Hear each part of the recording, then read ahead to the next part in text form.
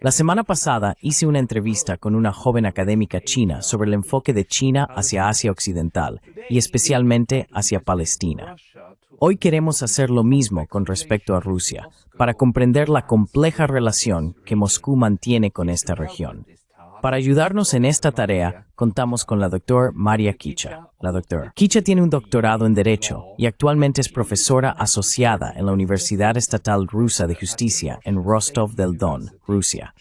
Doctora Kicha, bienvenida. Bienvenida. Dr. Kicha, welcome. Hola, Dr. Lotas. Muchas gracias. Hola. Thank you very much for agreeing to this interview. Muchas gracias por aceptar esta entrevista. Nuestro colega, el Dr. Jacob Rapkin, me recomendó hablar con usted porque ha investigado durante mucho tiempo sobre Asia Occidental y la política rusa. ¿Podría darnos ahora una visión general de cuál es la relación de Rusia, no solo con Palestina, sino también, digamos, con la nueva Siria desde la caída de Bashar al-Assad, y cómo se extiende esta relación incluso a Irán? ¿En qué punto se encuentra Rusia en este momento?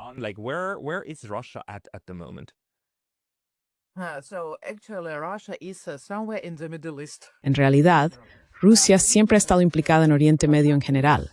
Es decir, Rusia siempre ha querido participar en los asuntos de Oriente Medio.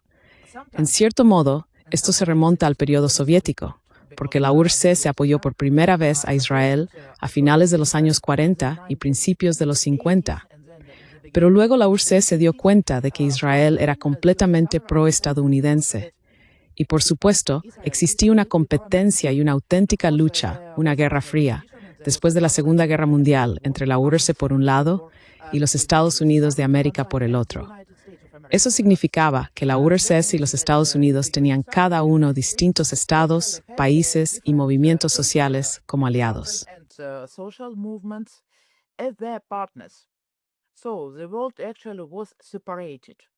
Así que el mundo estaba realmente dividido en un bando pro-estadounidense y otro pro-soviético.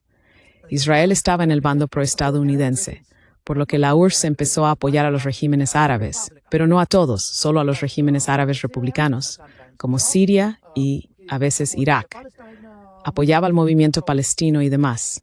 Y, por supuesto, Estados Unidos apoyaba a las monarquías como Arabia Saudí, Omán, Kuwait, Qatar, los Emiratos Árabes Unidos y así sucesivamente.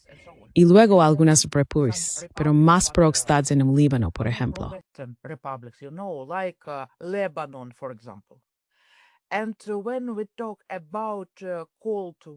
Y cuando hablamos de la Guerra Fría en el mundo en general, debemos entender y recordar que también hubo una Guerra Fría en el mundo árabe, entre las monarquías árabes por un lado y las repúblicas árabes prosoviéticas por el otro, como Egipto y Siria.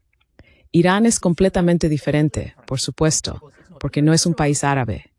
Rusia e Irán tienen una historia muy larga de relaciones muy difíciles y complicadas. En la época del Imperio Ruso, nuestros países eran vecinos. Compartíamos una frontera común en el Cáucaso Norte y países como Armenia, Azerbaiyán y Georgia estaban en esa frontera, se dividían entre nosotros.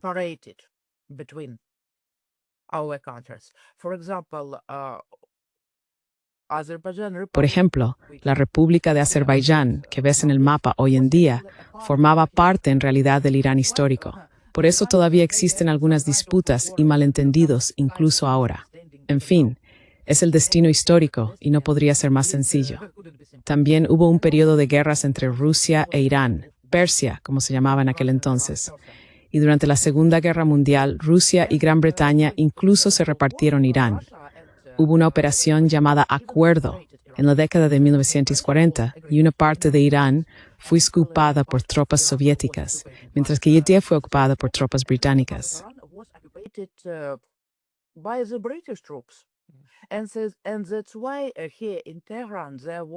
Y por eso aquí en Teherán hubo una famosa conferencia, Teherán 1943, en la que los líderes de los tres países, Estados Unidos, la Unión Soviética y Gran Bretaña, Churchill, Stalin y Roosevelt, se reunieron en Teherán. Sabes, hay algo curioso, por ejemplo. Los iraníes tienen algo llamado samovar. Es un dispositivo especial para preparar té.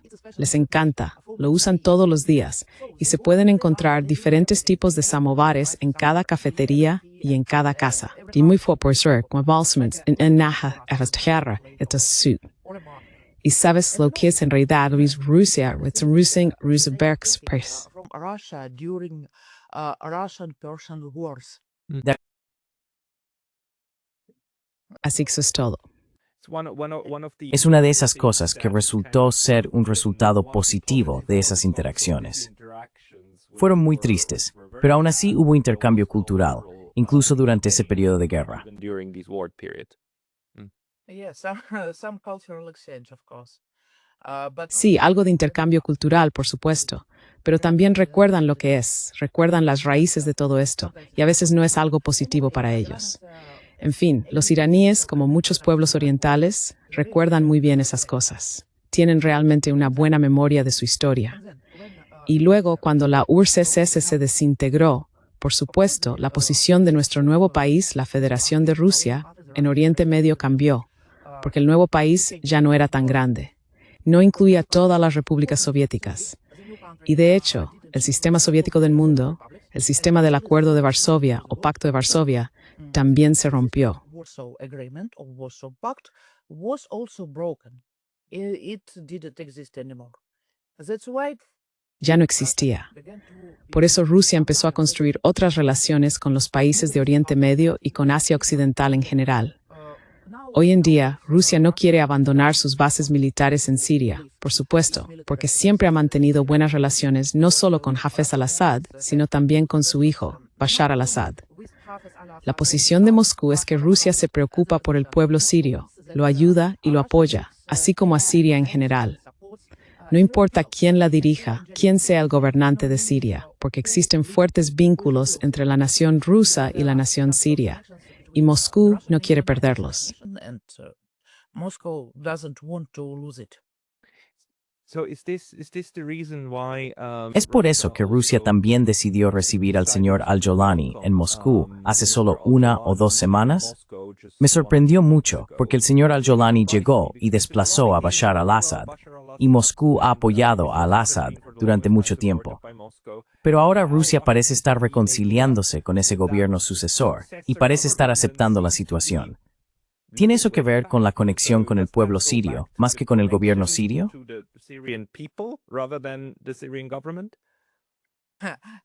You know, there is a situation like Sí, ya sabes, es una situación como la de los talibanes en Afganistán.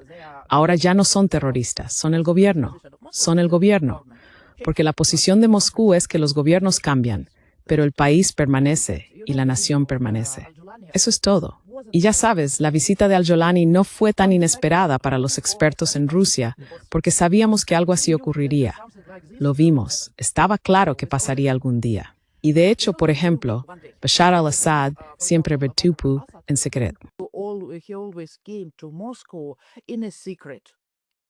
So there were no claims that he is going to visit. Así que no hubo afirmaciones de que fuera a visitar Moscú.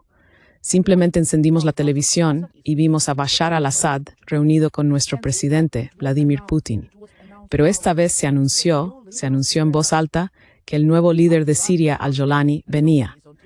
Aparece en la televisión, en la prensa, en las redes sociales y así sucesivamente. Además, nuestros ministros, por ejemplo, el ministro de Asuntos Exteriores, se reunieron con Sheibani, el ministro iraní. Y ahora está claro, es público. No hay ningún secreto al respecto. Eso es todo. That's it.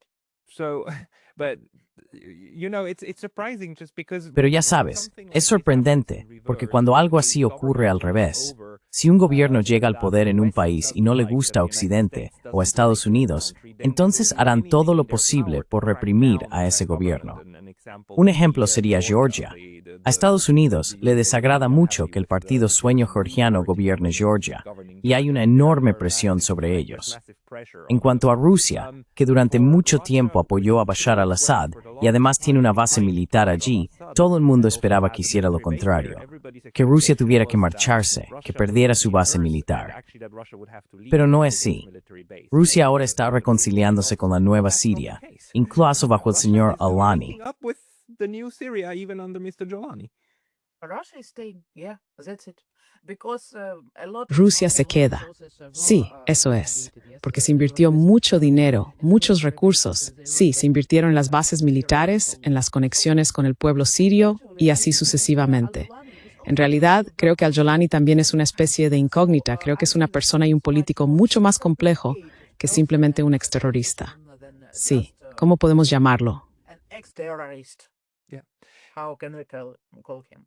You know, some people compared him. Sabes, algunas personas lo compararon con el señor Zelensky en Ucrania, porque parecía un poco como si ambos hubieran sido instalados. Quiero decir, incluso se parecen un poco, ¿no? Especialmente después de que se afeitó la barba. Y es como, vale, ahora va a ser el títere de Occidente en Siria. Pero parece que tampoco va a ser así, porque el señor Al-Jolani ahora parece capaz de fomentar relaciones con varias partes, incluidos hasta cierto punto, bueno, los israelíes, los iraníes, no sé, probablemente no, pero al menos los rusos. Iranians, I don't know, probably not, but at least the Russians. I'm not sure that Al-Jolani or Sabes, no estoy seguro de que Al-Jolani o cualquier país árabe en general, ni siquiera Arabia Saudí, vaya a establecer relaciones con Israel, porque no creo que la situación sea la adecuada ahora mismo. Por eso los acuerdos de Abraham se están expandiendo a lugares como Azerbaiyán y Kazajistán. Estos países no son árabes y no tienen problemas con Israel. En realidad, para ellos la normalización con Israel no es un problema. Eso es todo. and Israel. That's it. And Let's talk about that. Let's switch to Hablemos de eso. Israel now. Pasemos ahora a Israel y a la relación de Rusia con ese país, que debe de ser muy complicada debido a los intereses geopolíticos, pero también por la diáspora rusa en Israel, y luego la relación de Rusia con Palestina. ¿Podrías hablar un poco sobre eso? Can you talk about that a little bit? oh yeah, of course. You call it a Russia diaspora. Ah, sí, por supuesto. Los llamas la diáspora rusa en Israel, ¿verdad? Y los llamamos judíos rusos en Israel o quizá la diáspora israelí en Rusia o algo así. Porque en Rusia hay muchas nacionalidades y una de ellas es la nacionalidad judía. En la década de 1940, la URSS, como dije, apoyó muy firmemente a Israel, porque muchos sionistas procedían de Rusia, del Imperio ruso, de territorios que incluían no solo lo que hoy es Rusia, sino también Polonia, partes de Moldavia y así sucesivamente. De hecho, la mayoría de los primeros sionistas, los primeros pioneros sionistas, tenían raíces rusas. Por ejemplo, David Ben-Gurion, su verdadero nombre era David Guren, y Golda Meir, cuyo nombre original era Golda Mabovich. Luego se casó y pasó a llamarse Golda Meir, y así sucesivamente. Became Golda Meir son. And so on. Leo Piskner and many others. Leo Pisner y muchísimos otros, teóricos y miembros activos del movimiento sionista, eran de Rusia. Emigraron del Imperio ruso, de la Rusia zarista.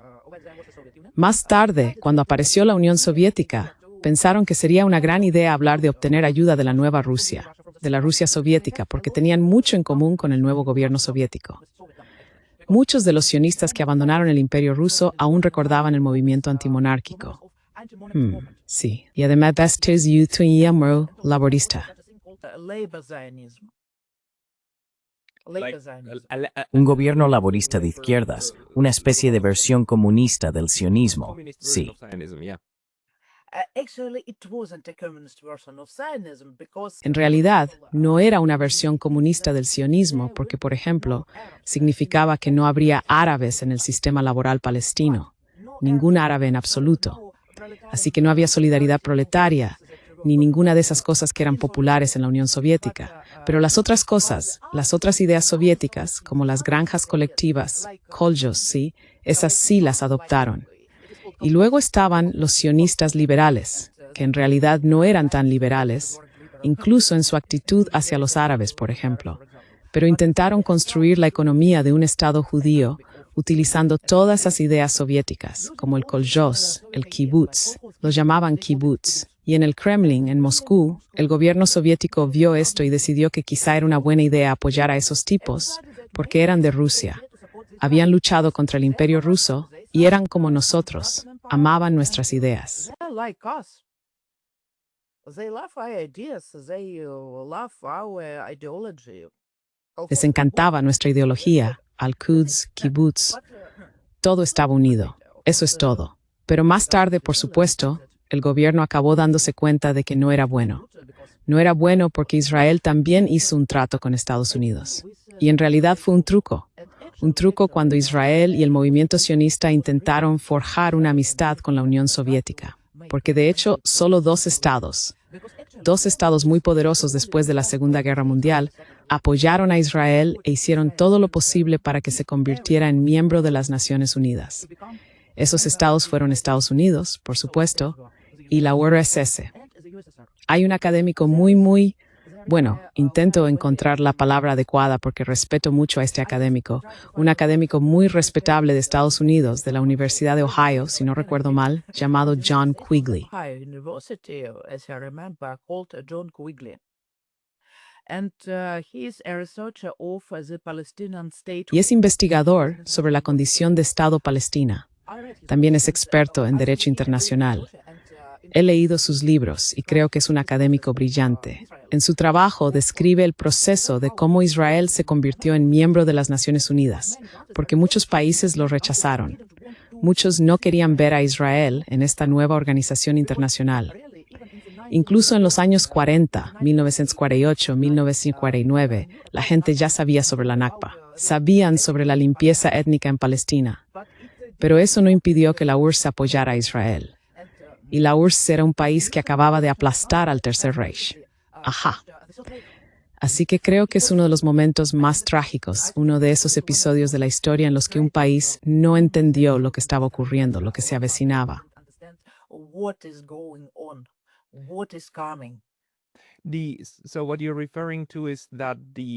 Entonces, a lo que te refieres es a que la ideología sionista, que por supuesto busca un Estado étnicamente unificado, y la constitución israelí actual, define a Israel como el Estado de los judíos y no de nadie más, que este nacionalismo excluyente recuerda mucho al nacionalismo excluyente que la Unión Soviética acababa de derrotar en Europa.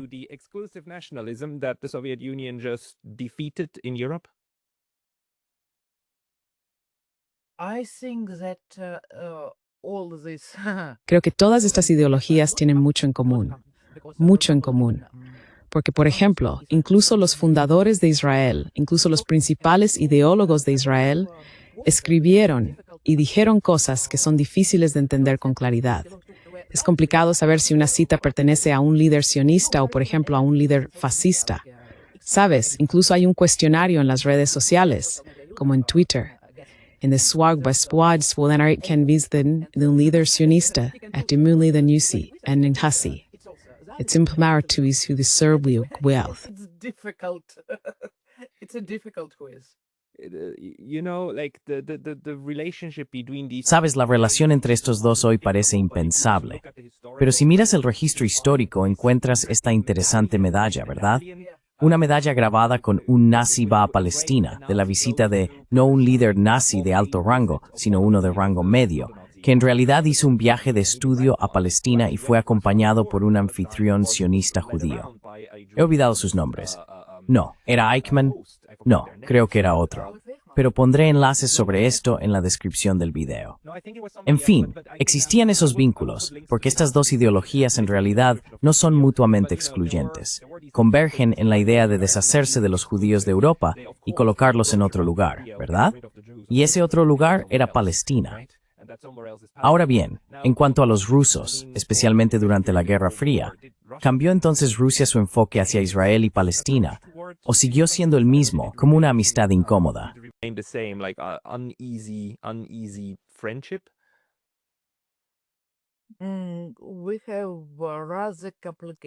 Tuvimos relaciones bastante complicadas con Israel después de la Segunda Guerra Mundial y tras todos esos movimientos para apoyar a Israel.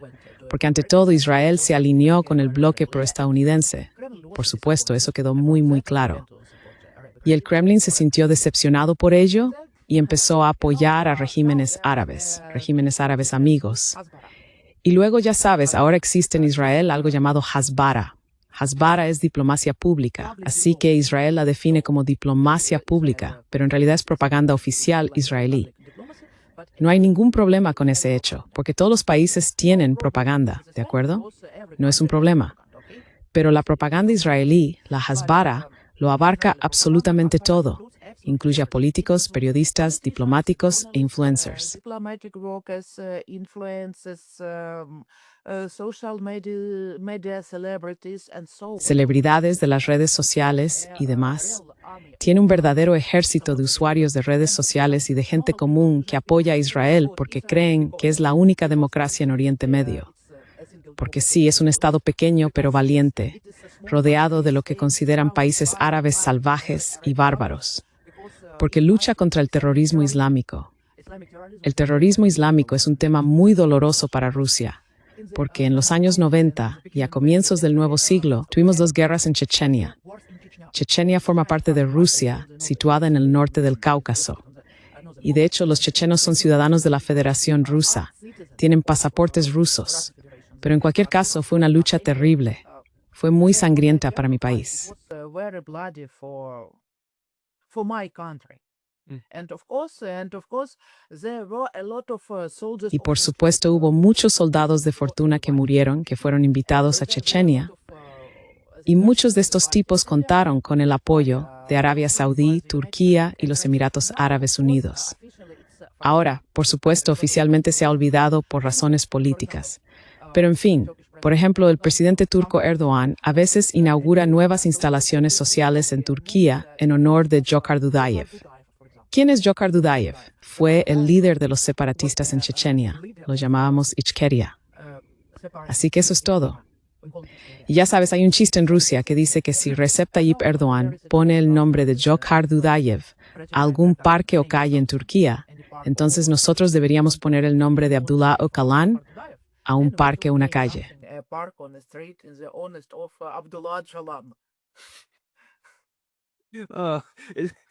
Petty. Oh, qué mezquino. Pero bueno, ahora entiendo los sentimientos.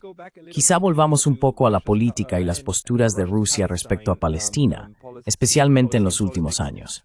Quiero decir, Rusia y su ministro de Asuntos Exteriores, Sergei Lavrov, se han manifestado en varias ocasiones en las Naciones Unidas diciendo que este derramamiento de sangre, esta carnicería, debe detenerse.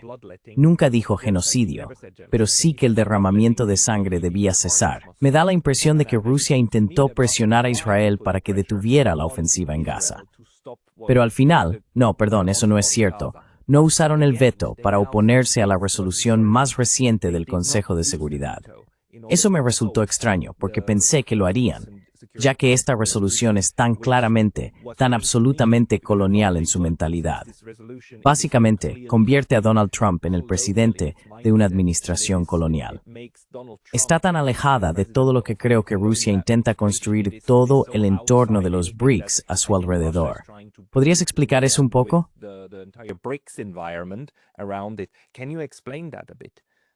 I think there is something similar. Creo que hay algo similar como una especie de atención china, porque ahora mismo Rusia apoya a Palestina, por supuesto. Rusia reconoce al Estado palestino con su capital en Jerusalén Occidental. En Rusia han invitado, por ejemplo, a delegaciones de Hamas. Rusia mantiene relaciones bastante buenas, incluso de tipo asociativo, con distintos elementos del eje de resistencia pro-iraní. Y, por supuesto, ahora tenemos muy buenas relaciones con la República Islámica de Irán en general. Pero ahora tenemos nuestra propia guerra en Ucrania. Oficialmente no la llamamos guerra, la llamamos Operación Militar Especial. Pero en cualquier caso, muchos recursos, mucha gente, todo en Rusia está yendo allí. Por ejemplo, mi ciudad natal se llama Rostov del Don. Está en el sur de Rusia, cerca del Donbass, cerca de esa parte del territorio que antes formaba parte de Ucrania y luego pasó a formar parte de Rusia. Y por ejemplo, lo notamos aquí. Sentimos la operación militar especial cada semana y a veces cada día.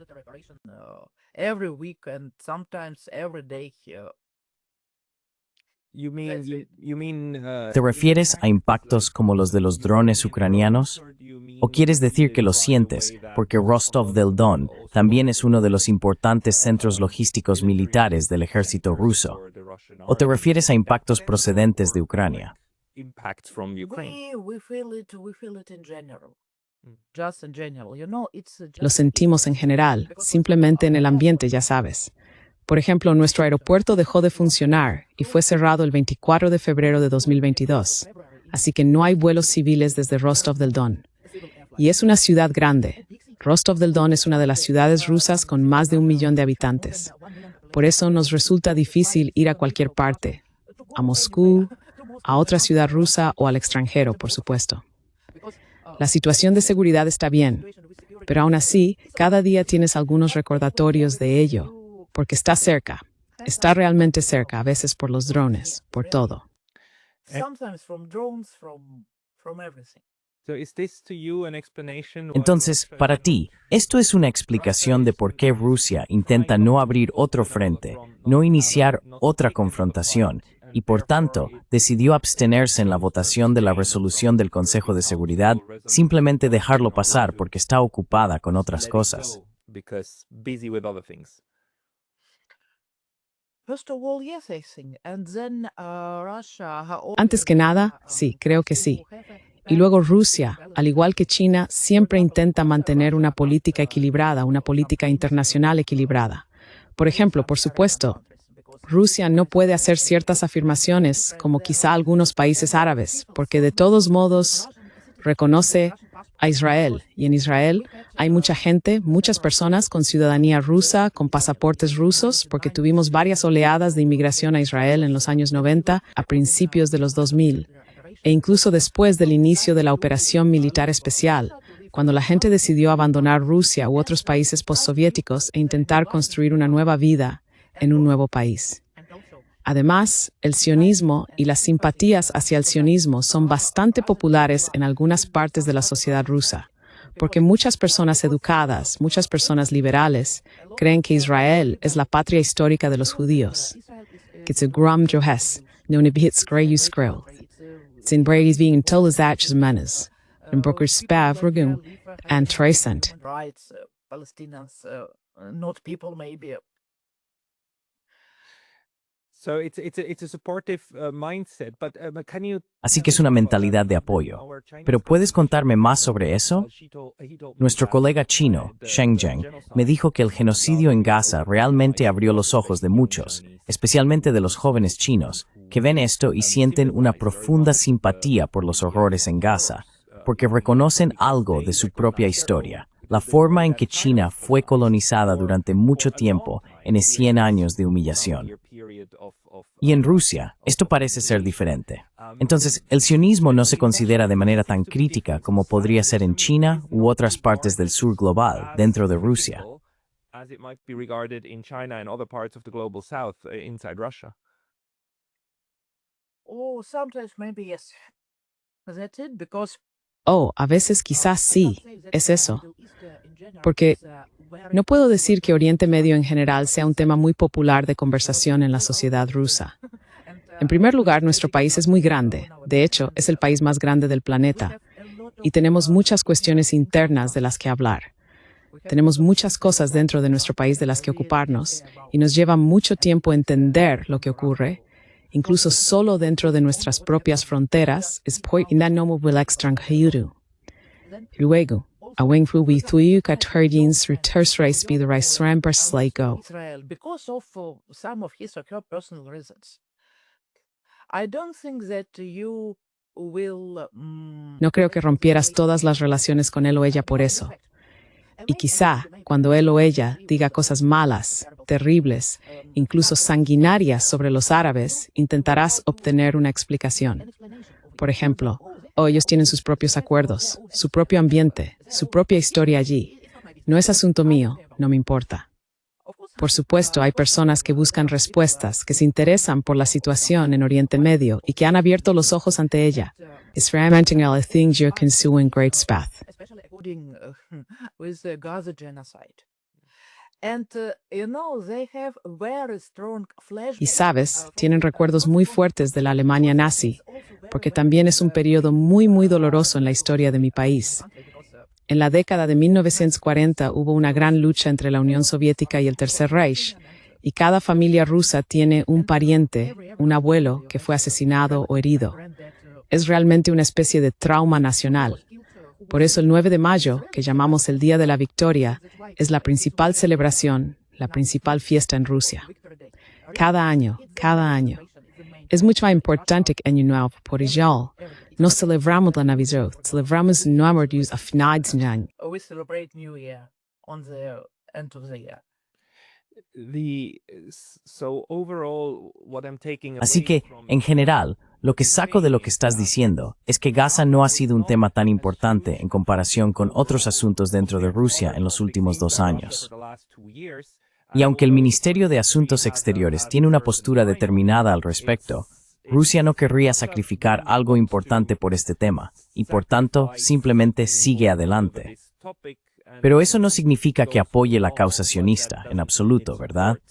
Es más bien una actitud de, bueno, así son las cosas.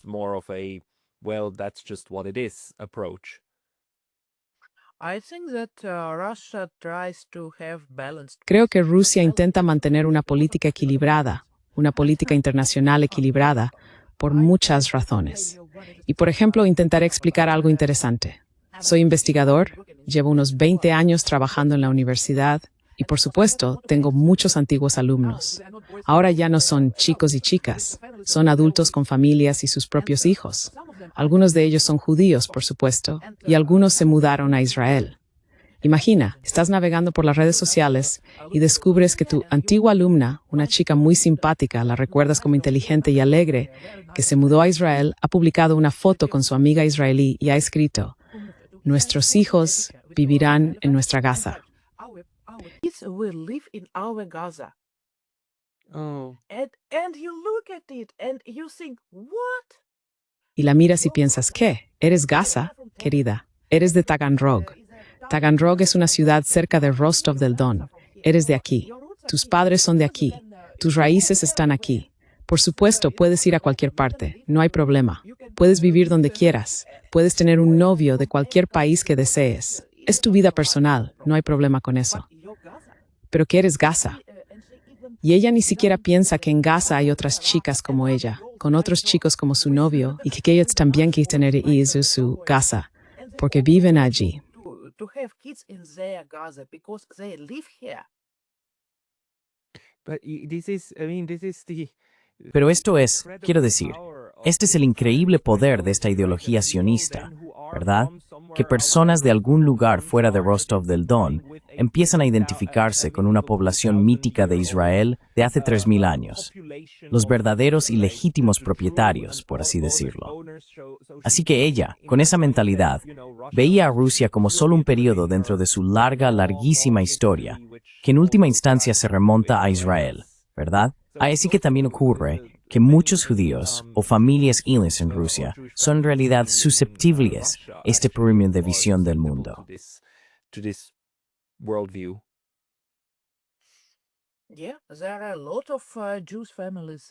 Sí, y muchas familias judías en Rusia, y muchas personas judías para quienes el sionismo se siente es patriotismo. Para ellas es una ideología no patriótica acá.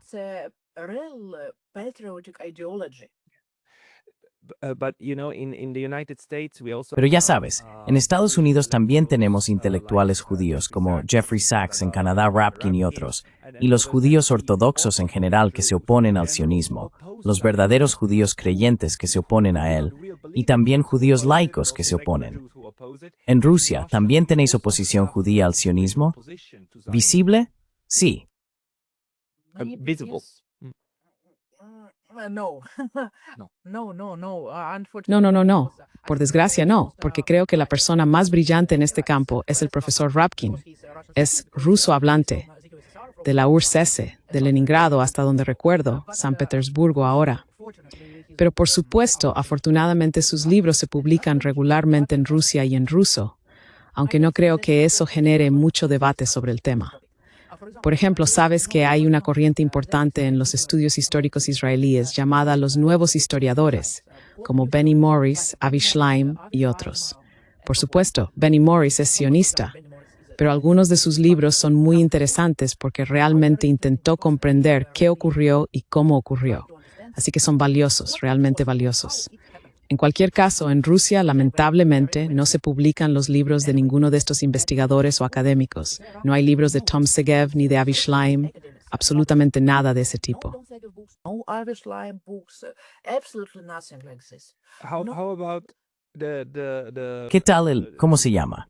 Está en el Reino Unido. what's his Ilan name Pappé. he's in the UK. Ilan Pappé. How about his- No, not absolutely nothing. No, no, no, no, We just, en absoluto. Por ejemplo, ahora mismo estamos hablando de estos académicos, pero en Rusia ni siquiera se mencionan esos nombres.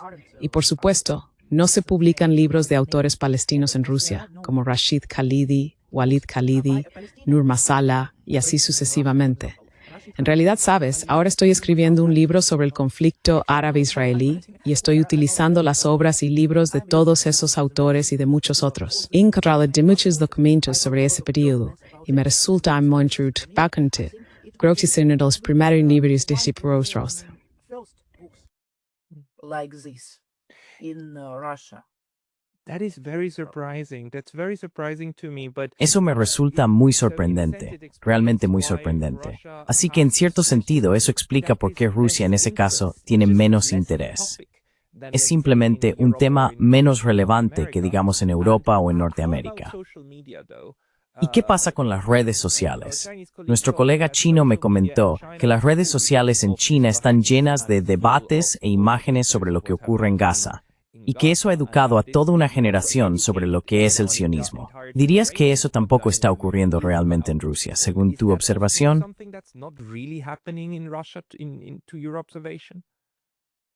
Russian social media aren't full of Las redes sociales rusas no están llenas de contenido sobre la causa palestina, ni de material a favor de Palestina.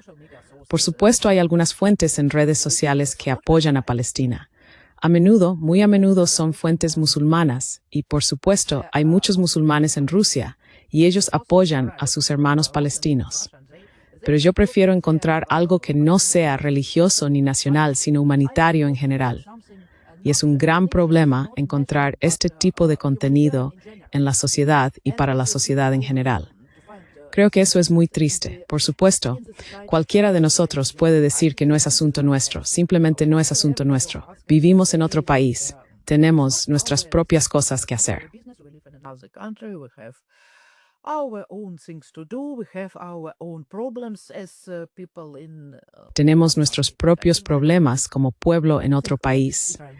Creo que lo que Israel está haciendo con Palestina es absolutamente inaceptable, porque es un caso peligroso. El método en sí es terrible, y todos podemos enfrentarlo, por desgracia. Hoy no es asunto tuyo, pero mañana puedes convertirte en una víctima. Puedes convertirte en una víctima. Por eso no entiendo a algunos de mis exalumnos o a ciertos intelectuales que piensan o que nos dicen que hay una lucha entre las fuerzas de la luz y las fuerzas de la oscuridad. En realidad, esa es la retórica de Netanyahu, por ejemplo. Él realmente cree que es un tipo vestido de blanco luchando contra el mal del mundo. in their white clothes fighting with the world evil. Yeah, no, it's an insane worldview. Sí, no, es una visión del mundo absurda. Es solo que, ya sabes, una de las cosas que tenemos que explicar es por qué tantos países ven lo que está ocurriendo, pero luego actúan como lo hacen.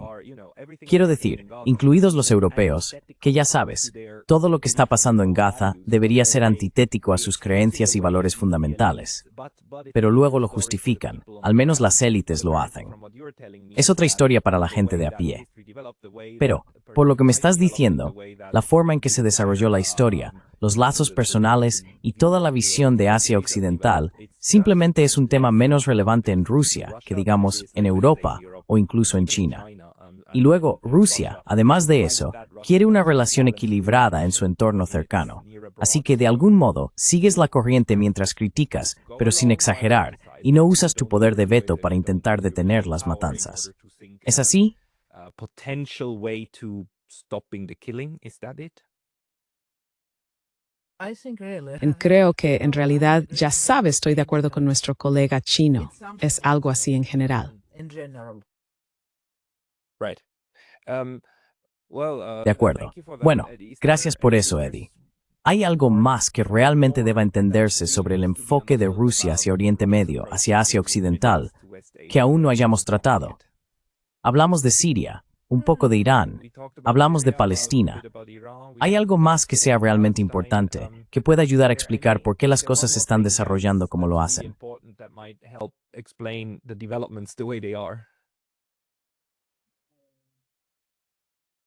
I think that it's interesting to look Creo que es interesante analizar las relaciones entre Rusia, Arabia Saudí y los Emiratos. Y en realidad las relaciones de Rusia con las monarquías petroleras y las monarquías árabes en general, incluidas Jordania e incluso Marruecos.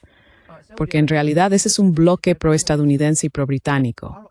Arabia Saudí y los Emiratos Árabes Unidos son países petroleros, y Rusia también lo es. Tenemos muchos vínculos a través de la OPEP, por ejemplo. Y aquí, Rusia también necesita mantener cierto equilibrio en las relaciones internacionales.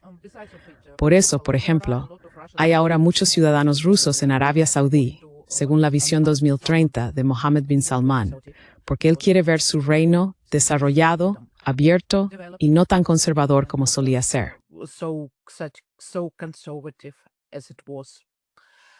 And so, of course, Russian people also love to. Y por supuesto, a los rusos también les encanta ir a Arabia Saudí y a los Emiratos Árabes Unidos por distintos motivos. Por negocios, para relajarse, para pasar las vacaciones.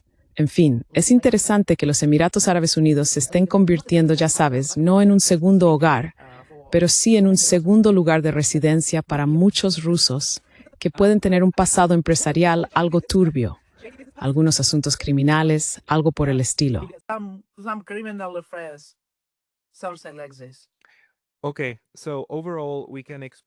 De acuerdo. En general, podemos esperar que esta política exterior multifacética de Rusia continúe orientándose hacia Asia Occidental, porque no hay motivo para buscar conflictos. Es una región en la que Rusia prefiere mantener una relación de trabajo. Esto ha sido muy interesante. Muchísimas gracias por ello. Dr. Kicha, para las personas que quieran encontrar su trabajo, ¿dónde deberían buscar? ¿Publica usted en redes sociales? ¿O hay algún lugar donde se puedan encontrar sus escritos? I have a Telegram. Tengo un canal de Telegram, por ejemplo. Tiene un nombre ruso largo, pero en realidad es un punto clave. Cave point. Si me envías el enlace por correo electrónico, lo pondré en la descripción de abajo. Todos, por favor, id y encontrad a la Doc Kicha allí. María Kicha, muchas gracias por tu tiempo hoy. Y Nartras.